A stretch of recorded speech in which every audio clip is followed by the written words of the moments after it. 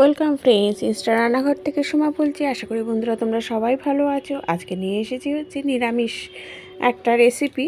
এটা হচ্ছে সজনে আটা তরকারি। এই সজনে আটা কিন্তু খাওয়া ভীষণই ভালো, শরীর কিন্তু ভালো থাকে, শরীরে ঠান্ডাও হয়। দেখতে থাকো কিভাবে রেসিপিটা রেডি করছি। সজনে আটার সাথে নিয়েছি হচ্ছে আলু, বেগুন, কুমড়ো, যা যা মোটামুটি সবজি থাকে সবই দেওয়া যায়।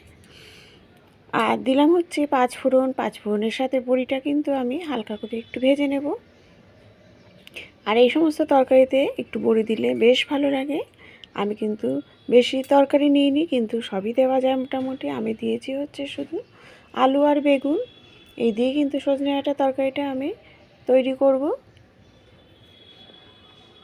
দেখো, আগে কিন্তু আমি ভালো করে ভেজে নিলাম যাতে সব কিছুর মোটামুটি 90%ই বয়েল হয়ে যায়। তারপরে কিন্তু আমি মশলাটা দেব। দিলাম হচ্ছে জিরে আর ধনের গুঁড়ো, তার সাথে নুন, হলুদ, আর বেশি কিছু কিন্তু এর মধ্যে পড়ে না। একটু আদা দিতে হবে, আদা দিলে টেস্টটা খুলবে ভালো।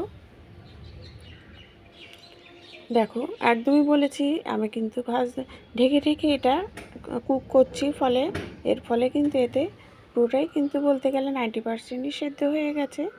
আমি এইভাবেই কিন্তু নিরামিষ আইটেমটা রেডি করি, কারণ জল খুবই কম দিই। সামান্য জল দিলাম যাতে সব কিছু ভালো মতো মজে যায়। সেদ্ধ হয়েই গেছে, মজার জন্য একটু দিলাম, বেশ একটু কাই হবে। নামানোর আগে একটু ধনেপাতা দিয়ে আর একটু চিনি দিতে হবে। চিনি দিয়ে ব্যাস, তারপরে আর একটু ভালো করে ফুটিয়ে নিয়ে ঝোলটা কিন্তু একদম মেখে যাবে। দেখো, একদম কাই হয়ে গেছে সব একসাথে। খেতে কিন্তু দারুণ লাগে একটা নিরামিষ আইটেম। রুটি দিয়ে হোক, ভাত দিয়ে হোক, সব কিছুর সাথেই চলে। পাশে থেকেও থ্যাংক ইউ।